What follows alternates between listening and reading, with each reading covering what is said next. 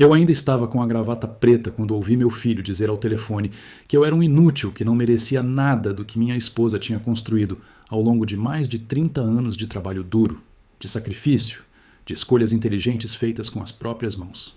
Ele não me viu entrar. Estava de costas, sentado na poltrona que era da mãe dele, com o celular no ouvido, a voz baixa, mas firme o suficiente para que cada palavra chegasse até mim como uma faca atravessando devagar o centro do meu peito. A mamãe foi boba em colocar tudo no nome dele. A gente vai ter que corrigir isso. Tem jeito legal de fazer isso, pode deixar que eu já consultei alguém. Fiquei parado no corredor por quanto tempo eu não sei ao certo.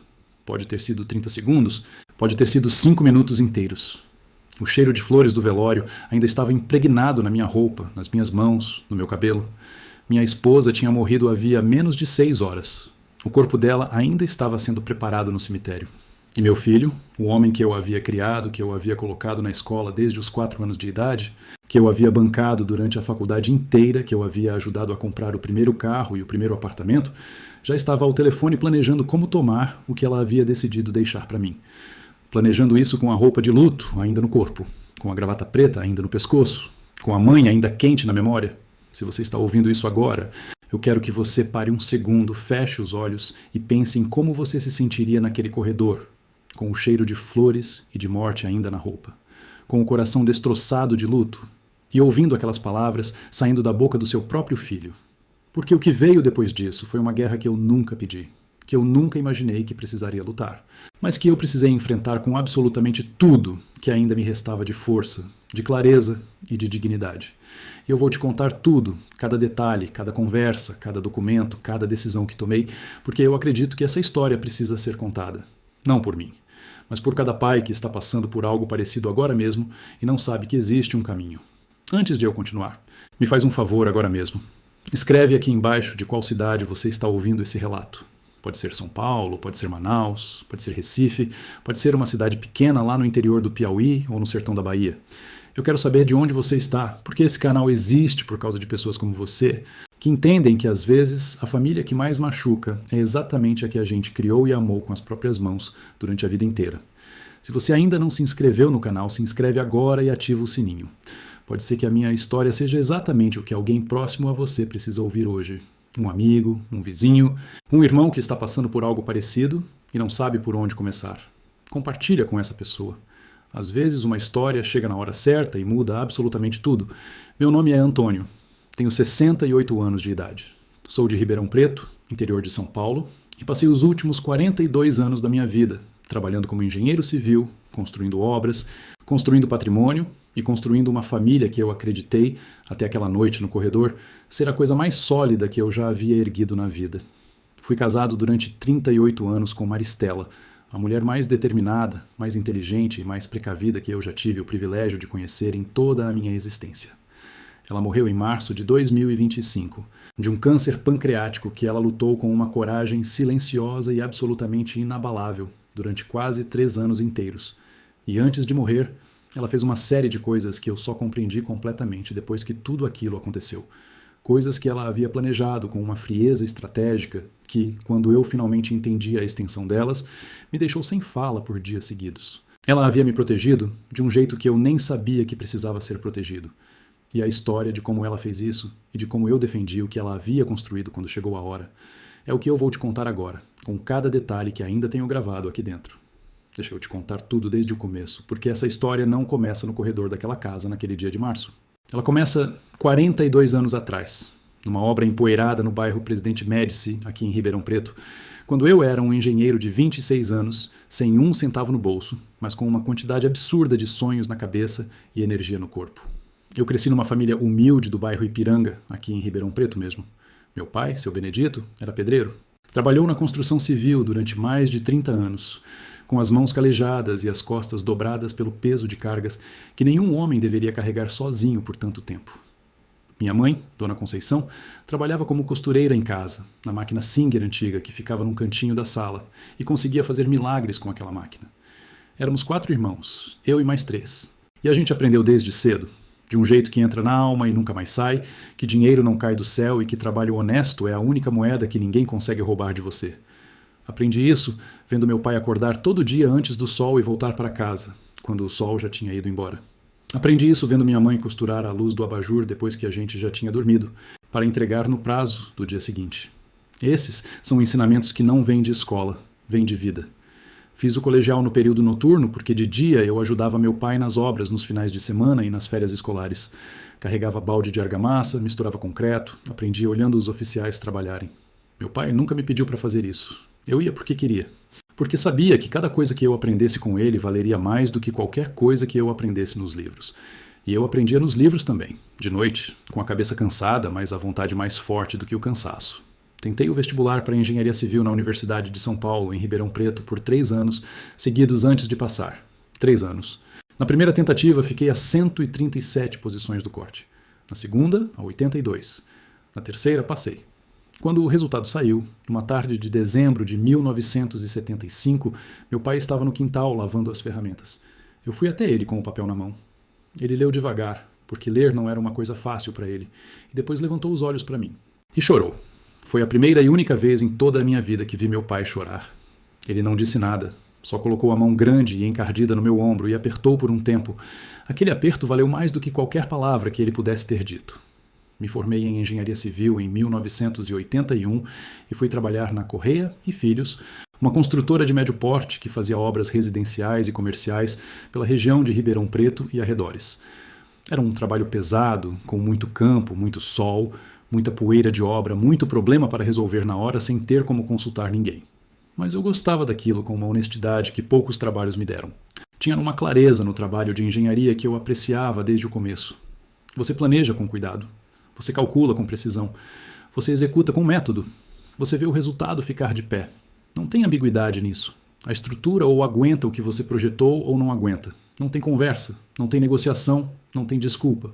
A física não negocia com ninguém. Foi numa dessas obras, numa quinta-feira de novembro de 1982, que eu conheci Maristela. Ela era secretária executiva do diretor da empresa, que estava contratando a Correia e Filhos para construir um galpão industrial no distrito industrial. Chegou numa tarde quente com uma pasta cheia de documentos debaixo do braço e aquele jeito direto de falar que me impressionou imediatamente. De um jeito que eu não esperava e que me pegou completamente desprevenido. Não era uma mulher de rodeios. Não era uma mulher de meias palavras ou de sorrisos de cortesia que não significam nada. Quando ela quis saber quem era o responsável técnico pela obra, ela simplesmente perguntou em voz alta para todo mundo ouvir. Eu levantei a mão. Ela caminhou até mim com passos firmes e disse: "Você é o engenheiro responsável por essa obra?" Eu disse que sim. Ela disse: "Então preciso que você assine aqui e me explique por que vocês estão com 12 dias de atraso no cronograma que foi aprovado." Nenhum boa tarde, nenhum sorriso de apresentação, nenhuma cerimônia. Direto ao ponto. Eu gostei daquilo nela. Gostei muito. Começamos a nos encontrar para tomar café depois dos dias de trabalho, numa padaria da Avenida Independência chamada Pão de Ouro, que existia ali desde os anos 60. Em 3 meses, estávamos namorando de forma assumida. Em 1 ano e 8 meses, nos casamos numa cerimônia simples na igreja Nossa Senhora Aparecida, no bairro Presidente Médici, numa tarde de sábado de agosto de 1984. Minha mãe fez o vestido dela numa máquina Singer nova, que compramos de presente para ela meses antes. E aquele vestido ficou mais bonito do que qualquer coisa que eu já vi numa vitrine de loja. Tinha menos de 100 pessoas na cerimônia, mas era todo mundo que importava de verdade. Família, amigos de infância, colegas de trabalho. O tipo de festa que não precisa de grandiosidade porque tem calor humano de verdade. O Eduardo nasceu em março de 1985, um choro forte que encheu aquela sala de parto às 5 horas da manhã de uma terça-feira. Eu estava do lado de fora da sala esperando porque naquela época não deixavam o pai entrar. E quando a enfermeira abriu a porta e disse que era um menino e que os dois estavam bem, eu precisei sentar no banco do corredor porque as pernas simplesmente pararam de funcionar por uns 30 segundos. Aquela criatura pequena com aquele choro absurdo e aquele rosto todo enrugado era meu filho. Eu tinha ajudado a criar uma vida humana. Aquilo ainda me parecia impossível mesmo segurando ele nos braços. A Maristela ficou em casa com o Eduardo por 2 anos, um período que ela organizou com a mesma disciplina que ela organizava tudo na vida. Depois, voltou a trabalhar. Primeiro em meio período, depois integral. Ela tinha um talento natural para finanças, para números, para enxergar o que outras pessoas não enxergavam num balanço ou numa proposta. Foi subindo de secretária para assistente administrativa, de assistente para coordenadora, de coordenadora para gerente. Em 1992, foi trabalhar num escritório de contabilidade chamado Figueiredo e Associados na Rua General Osório. E em 2002, ela tinha sociedade no próprio negócio, que ela havia ajudado a transformar de um escritório pequeno para uma empresa com 8 funcionários e uma carteira de clientes que incluía empresas de médio porte de toda a região. Maristela era brilhante com dinheiro de um jeito que eu nunca fui. Eu ganhava bem como engenheiro. Abri minha própria empresa de consultoria nos anos 90, a Ramos Engenharia e Consultoria, que foi crescendo devagar, mas de forma consistente. Mas era ela quem administrava tudo que a gente tinha. Sabia onde cada centavo estava, sabia quando investir, quando segurar, quando vender, quando esperar. Tinha uma paciência para mercado imobiliário que me surpreendia, porque ela conseguia esperar o momento certo sem ansiedade, sem pressa, sem deixar o emocional atrapalhar o racional. Foi ela quem comprou o primeiro imóvel, em 2003. Um apartamento de 2 quartos com garagem no bairro Alto da Boa Vista, aqui em Ribeirão Preto. Pagamos R$140 mil, que na época era um valor que nos fez perder o sono por algumas noites, porque era muito dinheiro para nós naquele momento. Mas ela tinha estudado o mercado durante meses. Tinha visitado o imóvel 5 vezes antes de decidir. Tinha calculado o custo por metro quadrado, comparado com outros imóveis da região. Verificado o histórico de valorização daquele bairro, conversado com corretores, com moradores, com o síndico do prédio. E ela tinha certeza. 3 anos depois, aquele apartamento valia mais do dobro do que havíamos pago. Aquilo virou um método que ela repetiria ao longo dos 22 anos seguintes. Comprar com critério absoluto, esperar com paciência total, vender quando o momento era certo ou manter se a renda de aluguel compensasse mais. Ao longo desses 22 anos, Maristela construiu um patrimônio imobiliário que eu acompanhei de perto, mas que ela administrava com uma autonomia que eu respeitava completamente, porque confiava nela cegamente. Eram 3 apartamentos em Ribeirão Preto, sendo um no Alto da Boa Vista, um no bairro Jardim Paulista e um no Jardim Irajá, além de uma casa de praia em Ubatuba, no litoral norte de São Paulo, que havíamos comprado em 2010 e que ela havia reformado ao longo de 2 anos para transformar num lugar que de fato valia a pena estar. Ela colocou tudo no meu nome. Sempre. Desde o primeiro apartamento até o último. Quando eu perguntava por que ela fazia assim, ela dizia com aquela objetividade dela: porque você é meu marido. E porque eu confio em você mais do que em qualquer papel que um cartório possa lavrar. Eu achava que era um exagero de confiança, que aquilo não precisava ser assim, que a gente podia dividir de outras formas. Mas respeitava. Era o jeito dela de fazer as coisas e eu aprendi que quando a Maristela tinha certeza de algo, discutir era gastar energia à toa. O Eduardo cresceu nesse lar. Cresceu num ambiente estável, com 2 pessoas que trabalhavam muito e que tentaram dar a ele tudo que nós não tivemos quando éramos crianças. Fomos longe demais nisso? Olhando para trás hoje, com a dor e a clareza que a dor traz, eu acho que sim. Quando ele tinha 7 anos e queria uma bicicleta. Nós fomos à loja Novo Mundo da Avenida Costabile Romano e compramos a melhor que tinha, uma Caloi azul com marcha que custou mais do que qualquer bicicleta precisaria custar. Quando tinha 15 e queria um videogame importado que nenhum dos amigos tinha, a Maristela foi buscar numa loja de eletrônicos de São Paulo porque aqui em Ribeirão Preto não vendia. Quando passou no vestibular para Direito na Unesp de Franca, nós comemoramos como se ele tivesse ganhado uma medalha olímpica. Fizemos um churrasco com todo mundo da família. Meu pai já havia morrido nessa época, mas minha mãe estava lá, toda orgulhosa. Pagamos a faculdade inteira, os 5 anos de curso na Unesp de Franca. Pagamos o apartamento que ele alugou em Franca durante esses 5 anos. Um apartamento de 1 quarto no centro que custava R$800 por mês em 2003, quando ele começou. Pagamos o cursinho pré-OAB, depois que ele se formou. Compramos o primeiro carro dele, um Fiat Uno 2005, seminovo, azul, que ele dirigiu com um orgulho que me deu prazer ver. Demos entrada no primeiro apartamento dele, num prédio no Jardim América, aqui em Ribeirão Preto, quando ele voltou para a cidade depois de aprovado na OAB e começou a trabalhar num escritório de advocacia. O Eduardo era um filho presente na forma. Ligava toda semana, às vezes 2 vezes. Visitava em datas importantes, Natal, aniversários, Dia dos Pais. Dizia que nos amava com uma facilidade que parecia genuína, mas olhando para trás hoje, com aquela clareza cruel que só o tempo e a decepção trazem, eu consigo perceber uma diferença sutil, mas importante, entre o Eduardo de antes e o Eduardo de depois de ele ter conhecido Renata Cavalcante. Renata era filha de um empresário do setor de transporte de carga de Franca. A família Cavalcante tinha dinheiro, bastante dinheiro, mas era aquele tipo de dinheiro que vem embalado numa certa arrogância discreta que só quem presta atenção percebe. O pai dela, seu Rodrigo Cavalcante, havia construído uma empresa de logística partindo do zero, o que eu respeito profundamente. Mas em algum momento dessa ascensão, ele havia desenvolvido o hábito de medir as pessoas pelo tamanho do patrimônio declarado e pelo tipo de carro que estacionavam na frente da casa. E a Renata, infelizmente, havia herdado esse hábito com uma fidelidade que ela nem percebia mais, de tão natural que se havia tornado. Quando o Eduardo nos apresentou ela pela primeira vez, em outubro de 2012, num almoço aqui na nossa casa de Ribeirão Preto, eu tentei gostar. Genuinamente tentei. Fiz esforço consciente de deixar de lado qualquer impressão prévia e receber aquela mulher como um pai deve receber a pessoa que o filho trouxe para apresentar. A Maristela fez mais esforço do que eu. Preparou um almoço caprichado, frango assado com farofa e salada de maionese e bolo de cenoura de sobremesa, conversou, perguntou sobre a família dela, sobre a faculdade que ela havia feito em administração, sobre os planos que tinham juntos. Demonstrou interesse genuíno. A Renata era educada na superfície, isso eu reconheço. Respondia às perguntas, sorria nas horas certas, agradecia a comida, mas havia uma frieza por baixo de tudo isso que eu não conseguia ignorar completamente. Era visível no jeito como ela olhava para a nossa casa. Não era um olhar de curiosidade ou de interesse genuíno no ambiente onde o namorado havia crescido. Era um olhar de avaliação. O tipo de olhar que as pessoas fazem quando estão calculando, consciente ou inconscientemente, o quanto aquilo vale. Ela passou os olhos pela sala, pela televisão Samsung de 54 polegadas que eu havia comprado naquele ano, pela aparelhagem de som, pelas janelas que davam para o jardim, pela mesa de madeira maciça que minha mãe havia nos dado de presente de casamento. Eu não disse nada sobre isso para a Maristela naquele dia, nem nos dias seguintes. Achei que seria injusto julgar uma pessoa por um almoço de primeira apresentação. Todo mundo fica nervoso nessas situações. Todo mundo tem um comportamento que não é completamente natural quando está sendo avaliado pela família do namorado. Dei o benefício da dúvida e guardei aquela impressão num canto da cabeça onde eu ficava com as coisas que eu preferia não ter que pensar.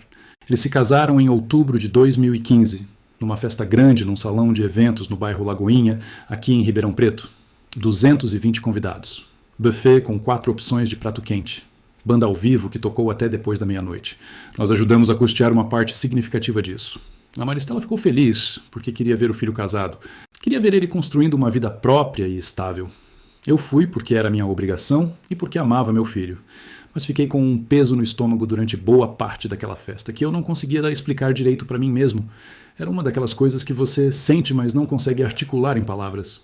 Algo que estava ligeiramente fora do lugar, mas que você não consegue identificar com precisão.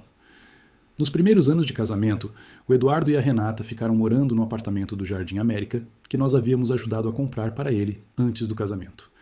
Quando ele se casou, propus que ficassem pagando um aluguel para nós, um valor justo abaixo do mercado, porque o apartamento era meu. A Renata sugeriu, por meio do Eduardo, que não precisava de aluguel, porque afinal era a família dele. Cedi porque a Maristela me disse para não criar confusão por dinheiro com o filho recém-casado. Cedem-se coisas assim. Não faz sentido criar atrito por dinheiro quando você tem condições de absorver aquilo sem comprometer sua vida. Cedi. Mas nos anos seguintes fui percebendo que ceder uma vez criará a expectativa de que você vai ceder sempre. E que existe um tipo de pessoa que interpreta cada concessão sua não como generosidade, mas como evidência de que você pode ser levado ainda mais longe. Não vou dizer que a Renata era esse tipo de pessoa de forma deliberada e calculada desde o início. Não sei se era. O que sei é que o comportamento dela ao longo dos anos tinha esse padrão. Ela começou a fazer perguntas. Perguntas que pareciam inocentes, mas que, olhando para trás, tinham um fundo que eu aprendi a reconhecer com o tempo e com muita observação. Num almoço de domingo em 2016, enquanto eu e ela estávamos sozinhos na cozinha aguardando a sobremesa, ela disse: "Tio Antônio, o senhor já pensou em fazer um planejamento sucessório? Um bom advogado tributarista pode ajudar a fazer as coisas de um jeito que economiza muito imposto depois."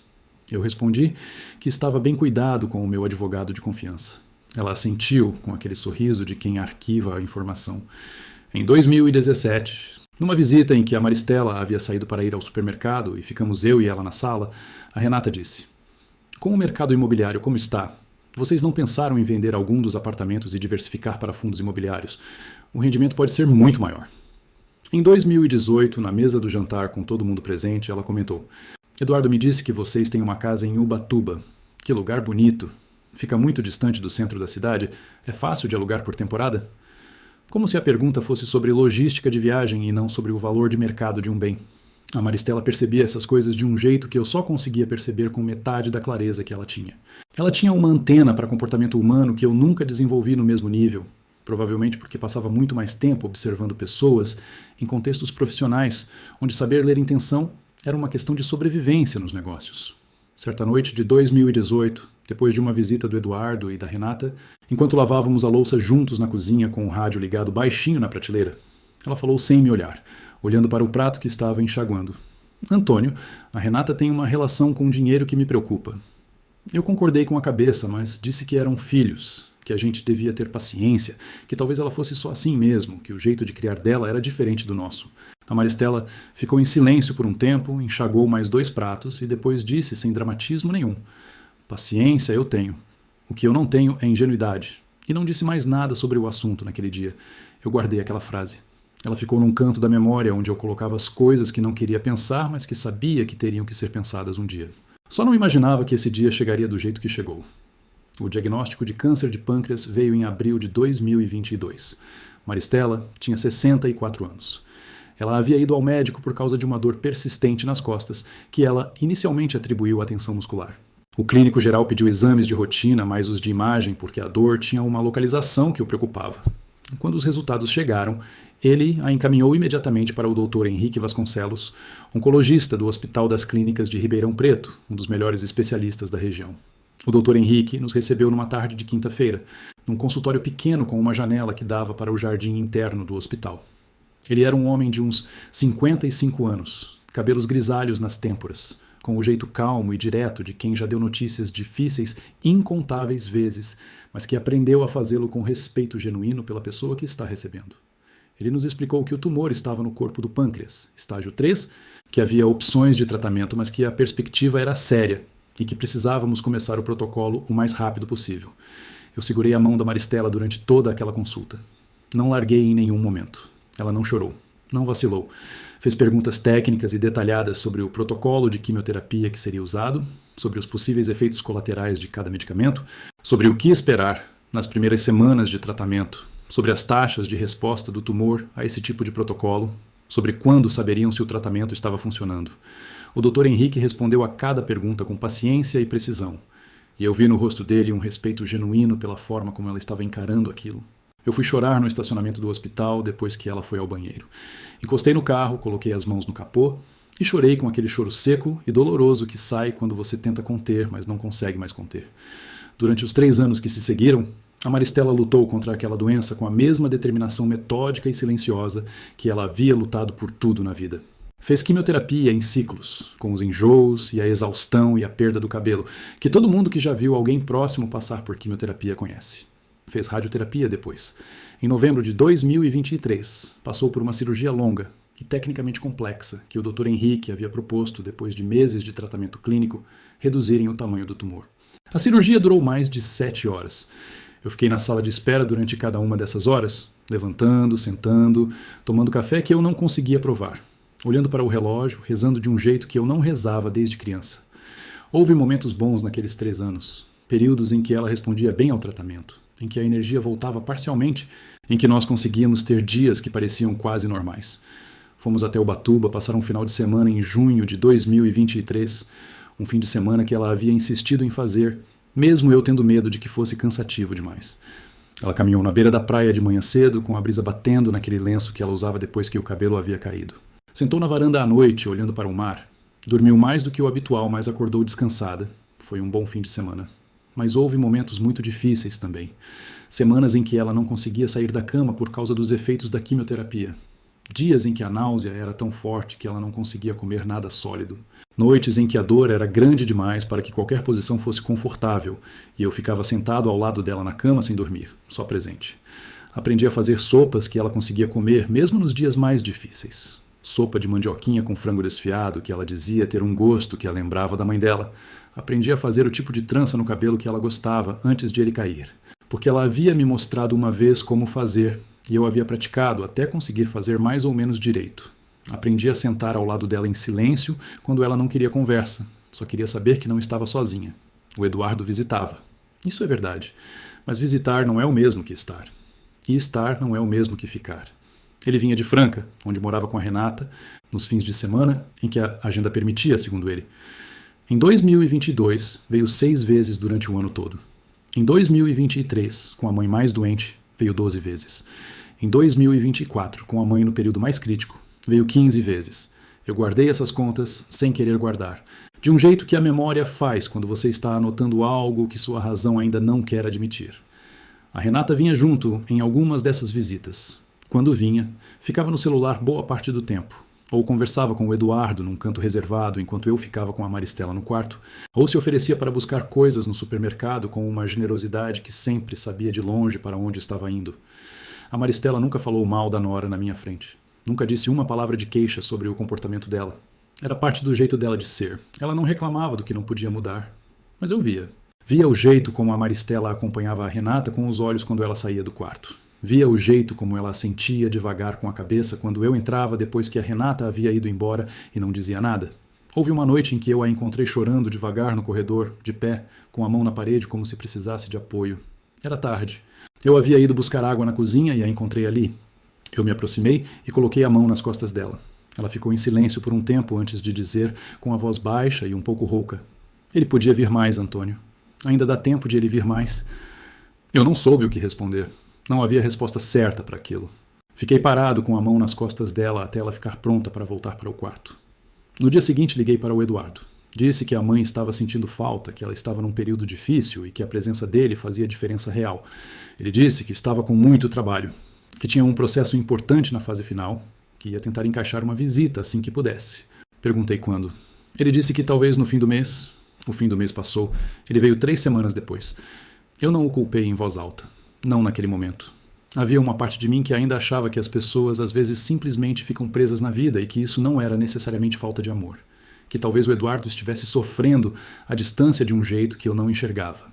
Que talvez fosse mais fácil para ele lidar com a doença da mãe mantendo alguma distância porque era demais para ele suportar de perto. Dei o benefício da dúvida. Dei mais de um. E depois de dar tantos, aprendi que alguns benefícios da dúvida são luxos que a realidade eventualmente cobra de volta. Foi em janeiro de 2025 que a Maristela me chamou para aquela conversa de sábado à tarde.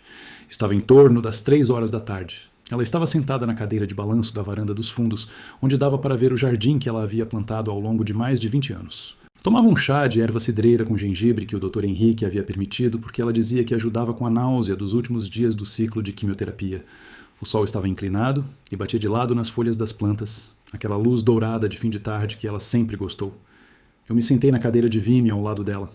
Ficamos em silêncio por alguns minutos, olhando para o jardim, antes de ela começar a falar. Antônio, eu preciso te contar uma coisa que eu já fiz há algum tempo. E eu preciso que você ouça tudo antes de responder, porque eu quero que você entenda por que eu fiz.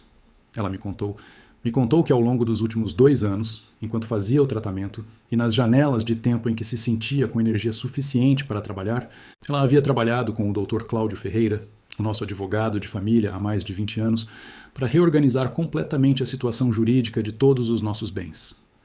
Ela havia feito um testamento detalhado, lavrado em cartório, com todas as formalidades legais, com 2 testemunhas, com reconhecimento de firma impecável em cada detalhe. Os 3 apartamentos em Ribeirão Preto e a casa de Ubatuba estavam todos registrados no meu nome por escritura pública, e o testamento confirmava e explicava essa disposição com clareza. Ela havia também consultado um segundo advogado, um especialista em direito sucessório de São Paulo, de forma completamente independente do Dr. Cláudio, para ter uma segunda opinião sobre a solidez do documento. Os 2 haviam chegado à mesma conclusão. Estava sólido. "Por que você fez isso sem me contar enquanto estava fazendo?" Eu perguntei. Ela me olhou com aqueles olhos que eu conhecia há 42 anos, olhos que eu aprendi a ler como um mapa de tudo que ela estava pensando e sentindo, e disse: "Porque se eu te contasse enquanto estava fazendo, você ia querer incluir o Eduardo em tudo. E eu não quero incluir o Eduardo nos imóveis, não do jeito que as coisas estão." Fiquei em silêncio. Havia uma parte de mim que queria discordar imediatamente, defender meu filho, dizer que ela estava sendo injusta, que ele era nosso filho e tinha direito. Mas havia outra parte, a parte que havia observado ao longo de anos as visitas raras, as perguntas da Renata, os comentários sobre patrimônio, a ausência nos momentos mais difíceis, que entendia com uma clareza dolorosa o que a Maristela estava fazendo e por quê. "Ele vai ter o que eu deixar explicitamente para ele", ela continuou. A voz calma e firme, da forma como ela sempre falava quando havia tomado uma decisão da qual não abria mão. "Tenho algumas coisas, joias, o saldo de uma conta que mantive no meu nome, algumas aplicações financeiras. Isso vai para ele. Mas os imóveis são para você. Você construiu comigo. Você ficou comigo quando a maioria das pessoas teria pedido uma distância que não tinha coragem de chamar de distância. Você está aqui. A voz dela tremeu levemente na última frase. Só na última. E ela não deixou o tremor se transformar em mais do que isso. Não disse nada por um tempo. Peguei a mão dela e fiquei segurando. O jardim estava muito quieto. Uma sabiá cantou algures entre as plantas por uns 10 segundos e depois parou. Tá bom, eu disse finalmente. Eu ouvi. Ela apertou minha mão. E não falamos mais sobre isso naquele dia. Ela morreu em 18 de março de 2025, numa terça-feira de manhã cedo, às 5h42 da manhã, no quarto do nosso quarto, na nossa casa, de onde ela havia pedido para não sair quando chegasse a hora. O Dr. Henrique havia nos preparado para isso nas últimas semanas. Havia nos dado sinais para reconhecer quando o processo final havia começado, havia nos orientado sobre o que fazer e o que não fazer. Havia nos dado um número do seu celular pessoal para qualquer hora. Eu estava sentado na cadeira ao lado da cama dela. Segurava a mão dela. O quarto estava quieto, a janela um pouco entreaberta, porque ela sempre dormia melhor com um pouco de ar. A luminária de cabeceira ligada no brilho mais baixo. Ela foi de um jeito tranquilo, como ela havia pedido. Como ela havia passado a vida inteira com a ordem que ela impunha às coisas ao redor dela. As últimas palavras que ela me disse, na noite anterior, quando eu apagava a luminária e ela ainda estava acordada olhando para o teto, foram ditas com uma voz que eu mal conseguia escutar, mas que gravei com uma precisão que só as coisas mais importantes ficam gravadas. Cuida de você, Antônio. Não deixe ninguém te diminuir. Você merece o que construímos juntos. Eu não disse nada, só apertei a mão dela. E ela fechou os olhos. Na manhã seguinte, ela não acordou. O velório aconteceu na tarde e noite daquele mesmo dia, num salão da funerária São Marcos, aqui no bairro Jardim Botânico de Ribeirão Preto. Um lugar discreto e respeitoso, que a própria Maristela havia indicado anos antes, porque ela havia ido ao velório de uma amiga lá e achado o atendimento digno e o espaço adequado. Até no velório, a escolha havia sido dela. O Eduardo chegou por volta das 11h30 da manhã, vindo de Franca, dirigindo sozinho. A Renata não veio. Mandou uma mensagem pelo WhatsApp às 10 horas dizendo que estava com febre alta desde a noite anterior e que o médico havia dito que não podia sair de casa. Eu li a mensagem, coloquei o celular no bolso e não disse nada a ninguém. Registrei, guardei. A Maristela, se estivesse viva, teria feito o mesmo. Durante o velório, o Eduardo ficou próximo de mim na maior parte do tempo. Ele estava visivelmente abalado. Chorou algumas vezes com aquele choro contido de homem que foi criado numa época em que homem não chora à vontade em público. Abraçou parentes que não via há anos. Ficou de pé ao lado do caixão por um tempo longo. Parecia, naquele momento, genuinamente o filho que eu conhecia, antes de todas essas coisas que eu estava começando a entender. Havia algo nele naquele dia que me fez sentir saudade do Eduardo que ele havia sido. Fiquei com essa impressão durante todo o velório e durante o enterro que se seguiu no cemitério da Saudade, às 4 horas da tarde. Depois do enterro, enquanto as pessoas se despediam no estacionamento do cemitério, o Eduardo ficou ao meu lado. Quando a maioria já havia ido, ele me perguntou se eu queria que ele fosse comigo para casa. Eu disse que sim, que era bem-vindo. Ele disse que ficava mais um tempo antes de voltar para Franca, que não queria que eu ficasse sozinho naquele primeiro dia. Aquilo me pareceu genuíno. Naquele momento, ainda parecia genuíno. Quando chegamos em casa, eu entrei primeiro. Fui ao banheiro lavar o rosto com água fria porque sentia aquele calor abafado que a concentração de emoção produz na cabeça. Molhei o rosto 2 vezes, me olhei por um segundo no espelho sem reconhecer completamente o homem que estava ali e saí. Quando saí do corredor em direção à sala, ouvi a voz do Eduardo vindo de dentro. A porta da sala estava parcialmente aberta. Ele estava de costas para mim, na poltrona da Maristela, ao telefone. Eu parei antes de entrar, e foi ali que eu ouvi. A voz dele era baixa, cuidadosa, mas o apartamento estava quieto demais para que ela não chegasse claramente até mim. Sim, eu já sei que está tudo no nome dele. A mamãe colocou assim. Mas tem como contestar isso juridicamente. A gente já conversou sobre isso. Um testamento pode ser questionado quando a pessoa que fez não estava com plena capacidade mental, né? Ela estava doente, estava com câncer, estava tomando morfina e uma série de outros medicamentos fortes. Isso cria uma margem para questionar a lucidez dela no momento em que fez o documento. Pausa. Não precisa ser agora. Vou esperar um pouco, mas não muito tempo, porque se ele começar a vender alguma coisa ou transferir, fica mais complicado.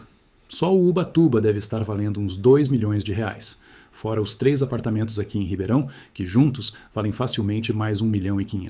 São valores grandes. Outra pausa. A questão é que ele vai tentar parecer que não sabe de nada e vai ficar na legalidade. Vai ser difícil tirar pela via normal, mas tem uma outra possibilidade, a interdição. Se a gente conseguir demonstrar que ele não está em condições de administrar os bens por conta de alguma condição cognitiva, A gente pode pedir tutela para mim como filho. Dá para trabalhar com isso? Pausa curta. Sim, vou pensar melhor. Mas a gente precisa agir. Espera eu te ligar amanhã quando eu estiver em Franca. Eu não ouvi mais, porque alguma coisa dentro de mim desligou naquele momento. Não foi raiva, não foi desespero. Foi algo muito mais frio do que isso. Uma espécie de clareza gelada que desceu pela espinha e me deixou completamente parado naquele corredor por vários segundos que pareceram muito mais longos. Entrei na sala. O Eduardo me viu e o telefone quase caiu da mão dele. Ele desligou com um movimento rápido que dizia tudo o que qualquer palavra poderia dizer. Com quem você estava falando? Eu perguntei. A minha voz saiu mais calma do que qualquer coisa que eu estava sentindo por dentro. Com um colega, ele disse. Um amigo da área jurídica. Que amigo? Um colega de escritório. A gente estava comentando um caso que eu tenho. Eu olhei para ele por um tempo, que deve ter sido desconfortável. Aquele rosto que eu conhecia desde que era um bebê de 3,2 kg que eu havia segurado no corredor da maternidade, tremendo de emoção. Aquele homem de 40 anos que eu havia ajudado a construir peça por peça, decisão por decisão, investimento por investimento. Não disse nada. Me virei, fui para o meu quarto, fechei a porta com cuidado, sentei na beira da cama no escuro e fiquei ali por um tempo que eu não sei medir. Quando saí do quarto, quase 2 horas depois, o Eduardo ainda estava na casa. Havia feito café, tinha aquecido uns pedaços de bolo de laranja que uma vizinha havia trazido cedo. Me ofereceu. Eu aceitei. Nos sentamos à mesa da cozinha como se nada houvesse acontecido. Conversamos durante uns 40 minutos sobre nada em especial. A Maristela. Memórias dela, a viagem que havíamos feito juntos para o Nordeste em 1997. O jeito como ela ria, coisas assim. Depois ele disse que precisava voltar para Franca, que tinha uma audiência na manhã seguinte muito cedo. Me abraçou na porta com um abraço demorado. Eu deixei ele me abraçar. Disse que cuidasse de mim? Eu disse que sim. Quando o carro dele virou na esquina, eu fechei a porta, apoiei a testa na madeira e fechei os olhos por um momento. E pensei, eu não vou deixar isso acontecer.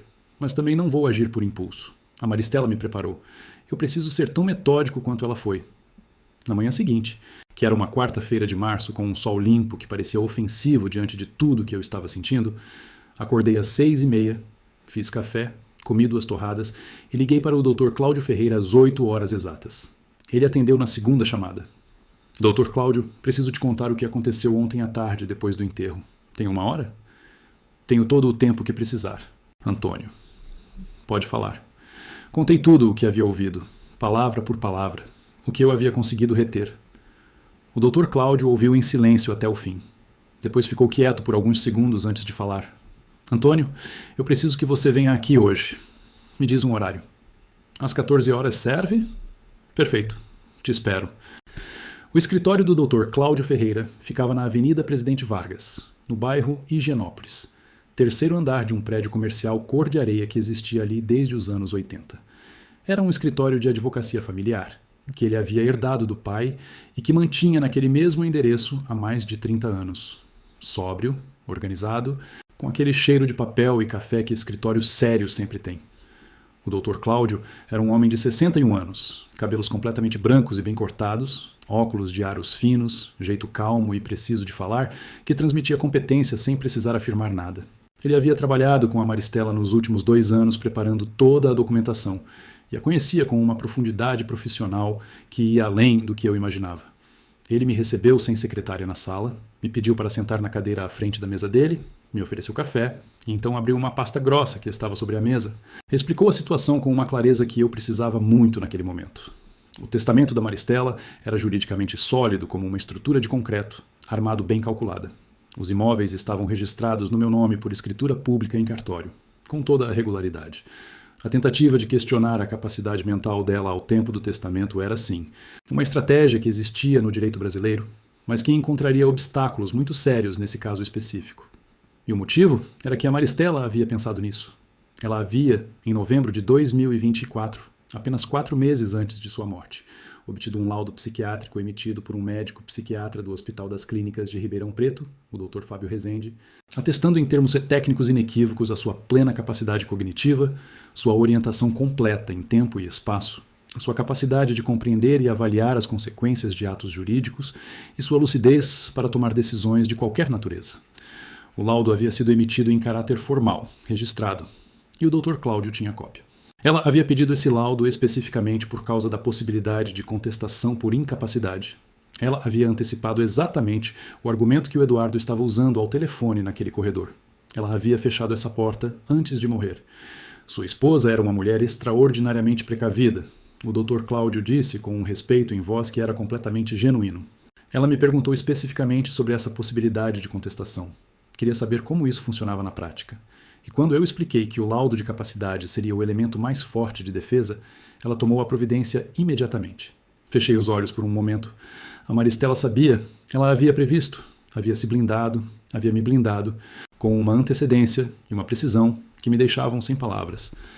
O Dr. Cláudio me deu então uma lista clara de providências a tomar.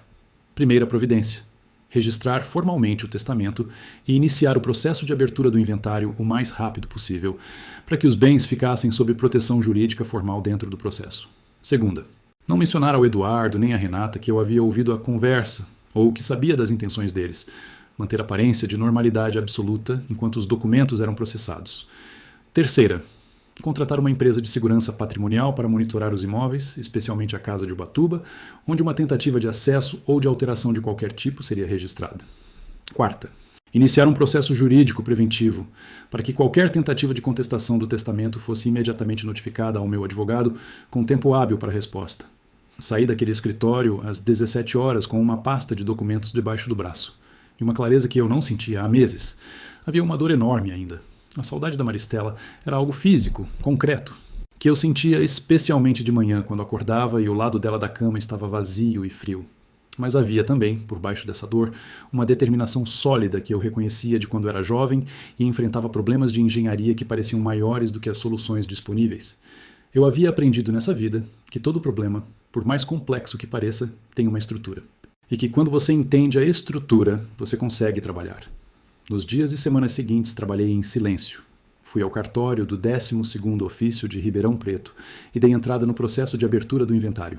O cartorário, um homem simpático de uns 40 anos chamado Geraldo, tratou tudo com eficiência e respeito.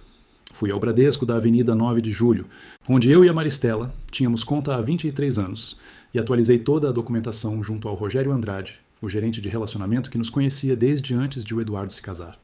Contratei a empresa Segurança Patrimonial Paulista para um contrato de monitoramento dos 3 apartamentos e da casa de Ubatuba. O Eduardo ligou na quinta-feira daquela semana, 5 dias depois do velório. A voz tinha voltado àquele tom cuidadoso e calculado que eu havia aprendido a reconhecer. Perguntou como eu estava. Eu disse que estava indo dia por dia. Perguntou se eu estava comendo direito, dormindo. Eu disse que mais ou menos. Perguntou quando eu pretendia abrir o inventário. Eu disse que ainda estava consultando o advogado, que essas coisas levam tempo, que não havia pressa. Ele disse que entendia, claro, mas que se precisasse de qualquer coisa era só falar, que ele conhecia pessoas na área jurídica que poderiam agilizar. Eu disse obrigado, que avisaria se precisasse. Desliguei o telefone e fiquei olhando para ele por alguns segundos. Ele queria estar dentro do processo. Queria saber o que estava acontecendo para poder agir no momento estrategicamente mais favorável. Na terceira semana depois do velório, numa quinta-feira à tarde em que eu estava organizando os arquivos do computador da Maristela para atualizar as senhas e organizar os documentos digitais, encontrei uma pasta que eu não havia visto antes. Chamava-se Documentação Pessoal 2023-2024 e estava numa localização que não era óbvia, dentro de uma subpasta de trabalho que eu não teria aberto se não estivesse organizando tudo sistematicamente. Abri. Dentro havia uma série de arquivos de texto e documentos em PDF. Comecei a abrir devagar, sem saber exatamente o que esperava encontrar. Eram notas. Notas que ela havia escrito ao longo de 2 anos, com datas registradas no início de cada entrada, registrando observações, conversas, situações. Observações sobre o comportamento do Eduardo e da Renata. Registro de datas de visitas e de perguntas específicas que eles haviam feito. Registro de comentários sobre os imóveis, situações que ela havia considerado suspeitas ou reveladoras. Havia uma nota de outubro de 2023, numa tarde de domingo, em que ela escreveu: Eduardo perguntou hoje sobre o valor de mercado do apartamento do Alto da Boa Vista. Disse que estava curioso porque um amigo dele estava pensando em comprar na região. A pergunta foi feita 3 dias depois de uma visita em que a Renata havia comentado que aquele apartamento devia ter valorizado muito nos últimos anos. Não é coincidência. Eles estão mapeando o patrimônio. Eu preciso finalizar os documentos com o Dr. Cláudio antes que esse mapeamento avance para algum tipo de ação. Havia uma nota de janeiro de 2024 em que ela havia registrado uma conversa que o Eduardo havia tido com ela sobre a casa de Ubatuba. Ele havia perguntado, de forma aparentemente inocente, se ela havia pensado em colocar o imóvel para alugar por temporada, porque com a plataforma certa poderia render bem. Ela havia anotado. A pergunta sobre o aluguel de Ubatuba parece amigável, mas o que me chama a atenção é que ele perguntou especificamente quanto poderíamos receber por mês e quanto o imóvel vale hoje no mercado. Não faz perguntas assim de graça. E havia uma nota de janeiro de 2025, apenas 2 meses antes de ela morrer, que me parou completamente quando li. Ela escreveu: conversei com o Antônio hoje sobre os bens e sobre o que preparei com o Dr. Cláudio. Ele ouviu, entendeu, mas acho que não entendeu completamente. Ele ainda tem dificuldade de acreditar que o Eduardo seria capaz de agir contra ele de forma deliberada. Eu acredito porque eu observei, por isso eu preparei tudo da forma que preparei. Quando eu não estiver mais aqui, o Antônio vai precisar dessas informações para entender o que pode acontecer. Estou deixando essa pasta aqui para que ele encontre quando estiver organizando as coisas. Ele sempre organiza os arquivos do computador quando precisa de controle sobre uma situação. Ele vai achar. Ela sabia que eu iria encontrar. Ela me conhecia tão profundamente, havia 42 anos, que sabia como eu processava as situações difíceis, que eu buscava controle através da organização, que eu abriria aquela pasta. Ela havia deixado um mapa para mim. Mesmo não estando mais aqui, ela estava me guiando. Fiquei sentado naquela cadeira com as mãos nos joelhos e os olhos na tela por um tempo que eu não soube medir. A sala estava completamente silenciosa. O computador iluminava meu rosto com aquela luz azul-branca de tela. Lá fora, havia pássaros no jardim que ela havia plantado. Imprimi todos os arquivos daquela pasta. Cada nota, cada documento, cada observação datada. Coloquei tudo em ordem cronológica numa pasta física com capa dura azul. No dia seguinte, levei ao Dr. Cláudio. Ele leu tudo com uma atenção completa, página por página, sem interrupções, enquanto eu ficava sentado na cadeira à frente dele esperando. Quando terminou, tirou os óculos devagar e os limpou com um lenço de pano antes de falar. Antônio, esses documentos mudam o quadro de forma significativa. Eles estabelecem um histórico de comportamento documentado, com datas e detalhes específicos, que será extremamente relevante como elemento de defesa caso haja uma tentativa formal de contestação. E por conta da objetividade e precisão das anotações, eles têm um peso que poucas provas documentais conseguem ter. Preciso da sua autorização para incluir cópias autenticadas no dossiê do processo. Autorizado, eu disse. Use tudo. A virada que mudou tudo começou num sábado de abril de 2025, 6 semanas depois do falecimento da Maristela. O Eduardo ligou às 10h15 da manhã com aquela voz que eu havia aprendido a reconhecer.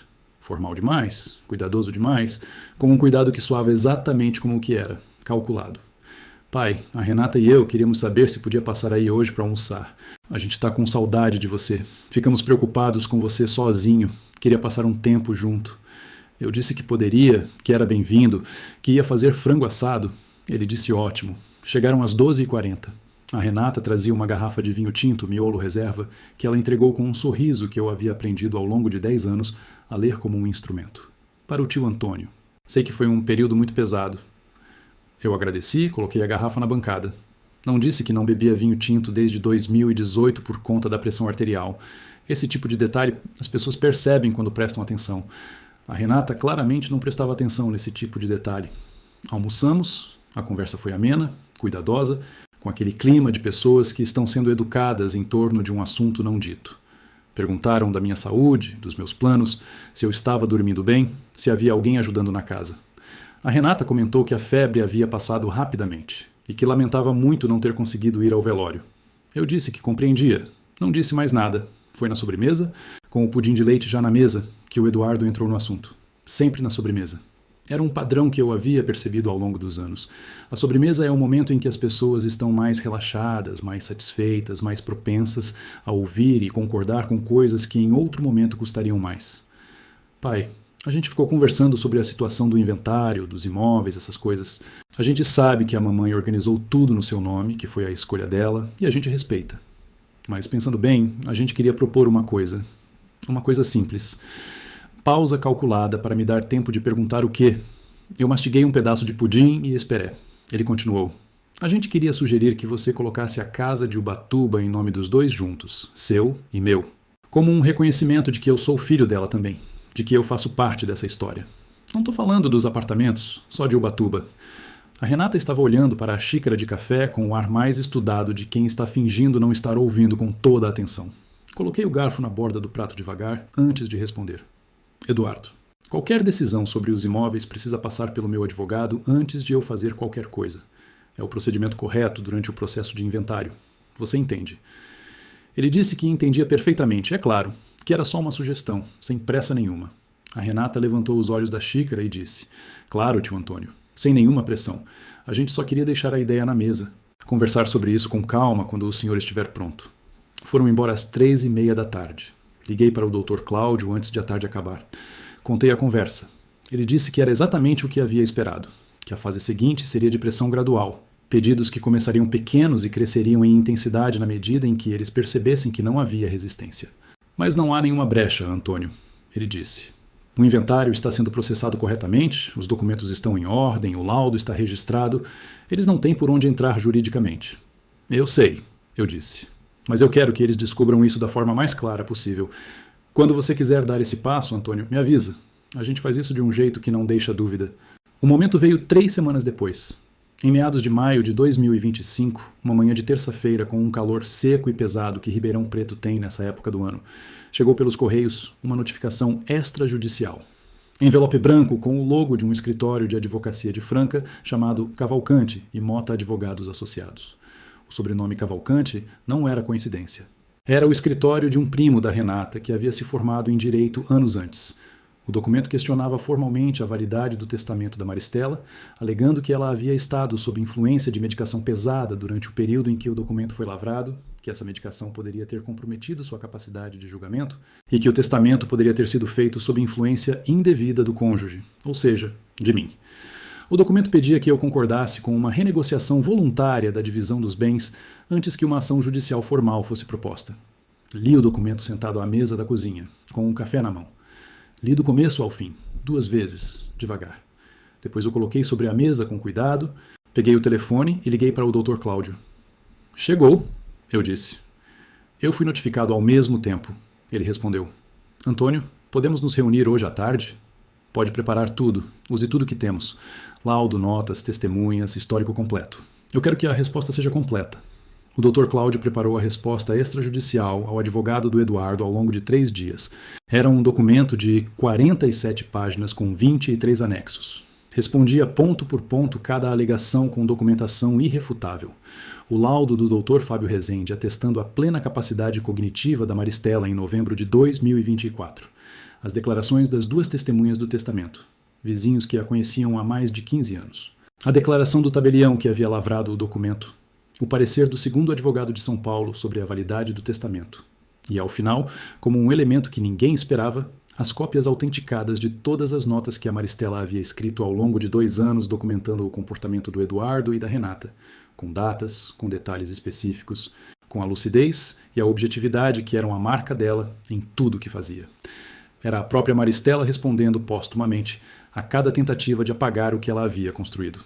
O advogado do Eduardo recebeu o documento numa sexta-feira. Na segunda-feira seguinte, o Eduardo me ligou. Atendi na 3ª chamada. Não por descuido. Pai. A voz estava diferente. O cuidado calculado havia sumido. Era uma voz menor, mais tensa, com aquela qualidade específica de pessoas que perceberam que o terreno que acreditavam firme não é o que parecia. Eduardo, eu recebi a resposta do seu advogado. Eu sei. Silêncio. Você tinha esses documentos que a mamãe deixou? Tinha. Mais silêncio. Mais longo. Por que você não me disse que tinha essas coisas? Sim. Por que você não perguntou sobre as coisas certas, Eduardo?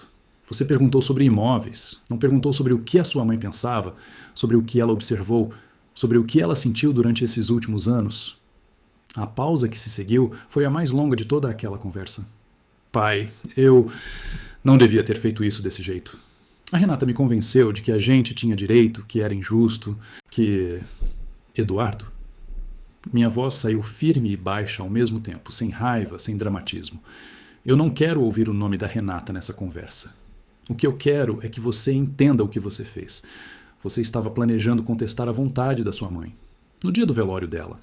Enquanto eu estava no banheiro lavando o rosto após enterrar a mulher com quem eu vivi 38 anos, você estava naquela sala, sentado na poltrona dela, planejando como tomar o que ela havia decidido deixar para mim. O silêncio que veio depois daquilo foi diferente de todos os outros. Havia algo nele que soava como reconhecimento, como aquele momento em que uma pessoa para de se defender porque não consegue mais sustentar a defesa. Eu sei, ele disse finalmente. A voz estava muito mais pequena. Eu sei o que eu fiz. Fico feliz que você saiba, eu disse. Mas saber não desfaz. Não muda o que aconteceu. Não apaga o que eu ouvi naquele corredor. Pai. Cuida de você, Eduardo. Desliguei o telefone. 2 semanas depois, o Dr. Cláudio me informou que o advogado do Eduardo havia comunicado formalmente o encerramento do processo de contestação. Sem explicações adicionais. Simplesmente encerrado. Retirado completamente. Soube por uma fonte em comum que a Renata e o Eduardo estavam com problemas sérios no casamento depois disso. Que ela havia pressionado fortemente por todo aquele processo e que, quando ficou claro que não havia caminho possível, havia culpado o Eduardo pela condução equivocada. Que havia discussões frequentes entre eles. Não sei o que aconteceu em detalhes depois disso e não foi o que me preocupou acompanhar. O que me preocupei foi com o que eu faria com o que a Maristela havia construído e com o que eu faria comigo mesmo. Em junho de 2025, 3 meses depois do falecimento dela, fui até Ubatuba. Fui sozinho. Levei uma mala pequena. Os livros que havia comprado ao longo dos últimos 2 anos e nunca havia encontrado tempo para abrir. E fui de carro pela rodovia dos Tamoios num dia de quarta-feira de manhã cedo, com o trânsito ainda leve. Cheguei ao fim da manhã e abri a casa que estava fechada havia meses. Fiquei lá por 3 semanas. Acordava sem despertador, em torno das 6 horas, enquanto o sol ainda estava baixo e a praia na frente da casa estava quase deserta. Caminhava pela beira d'água por uns 40 minutos. Tomava café na varanda. Lia por horas, um tipo de leitura lenta e presente que eu havia perdido o hábito de fazer. Almoçava num botequim na Rua Conceição chamado Peixe Vivo, onde a dona, uma senhora chamada Perpétua, fazia um caldo de peixe que eu comia com aquele prazer simples de coisas que não precisam de explicação. Dormia quando escurecia e acordava quando o sol saía. Numa tarde daquelas, sentado na varanda de frente para o mar com um copo de água com limão na mão, eu pensei na Maristela. Pensei em como ela havia trabalhado durante 2 anos, enquanto lutava contra um câncer que estava tentando tirar a vida dela, para me proteger depois de sua morte. Como ela havia pensado em cada detalhe, em cada possível falha, em cada argumento que alguém poderia usar contra mim. Como ela havia deixado uma pasta num lugar que sabia que eu iria encontrar, contendo tudo que eu precisaria saber. Como ela havia cuidado de mim mesmo depois de partir. A melhor forma que eu tinha de honrar tudo isso era cuidar de mim mesmo também. Era não desperdiçar o que ela havia preservado. Era viver de um jeito que fizesse sentido, não de um jeito que fosse apenas sobrevivência. Voltei a Ribeirão Preto com clareza de propósito. Conversei com o Dr. Cláudio sobre reorganizar a administração do patrimônio de forma eficiente e transparente. Contratei uma empresa de gestão imobiliária, a Gestão e Imóveis Paulista, para administrar os 3 apartamentos, que passaram a ser alugados por valores de mercado.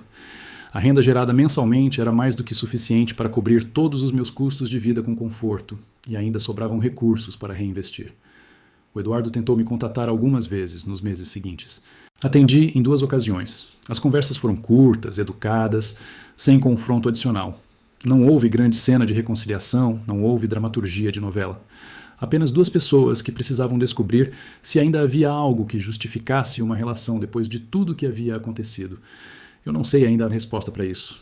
Sei que a confiança que havia antes daquele corredor não voltou. Talvez um dia volte, de uma forma diferente. Talvez não.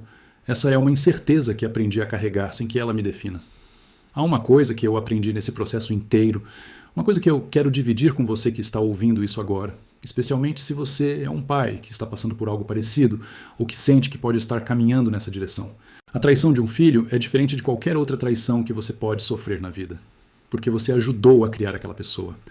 Você esteve presente quando ela chegou ao mundo, você a acompanhou crescendo, você investiu tempo e energia e amor e dinheiro na construção de quem ela é. E quando ela age contra você de um jeito deliberado, há uma parte de você que inevitavelmente pergunta se você falhou, se deveria ter ensinado diferente, se deveria ter amado diferente, se deveria ter cobrado diferente, se deveria ter dado menos ou mais. Eu passei por isso.